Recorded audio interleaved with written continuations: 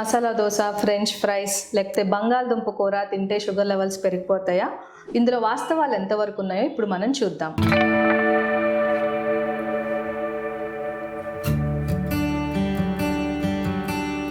Hi, నేను doctor Deepti కారేటి, men's clinics నుండి.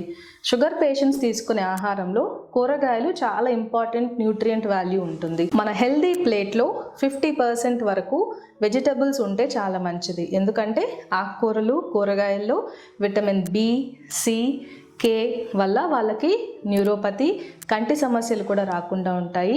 Sugar patients కూరగాయలు ఎక్కువగా తీసుకోవడం ద్వారా ఫైబర్ ఎక్కువ ఉంటుంది. వాళ్ళకి డైజెస్టివ్ సమస్యలు రాకుండా కాన్స్టిపేషన్ సమస్యలను కూడా మనం నివారించుకోవచ్చు. కానీ మనం పొటాటోకి వస్తే 100 grams ఆఫ్ పొటాటోలో 40 grams వరకు కార్బోహైడ్రేట్స్ ఉంటాయి. ఇవి కాంప్లెక్స్ కార్బోహైడ్రేట్స్ అయినా సరే త్వరగా డైజెస్ట్ అయిపోతాయి కాబట్టి షుగర్ లెవెల్స్ పెరిగిపోయే అవకాశం ఉంటుంది.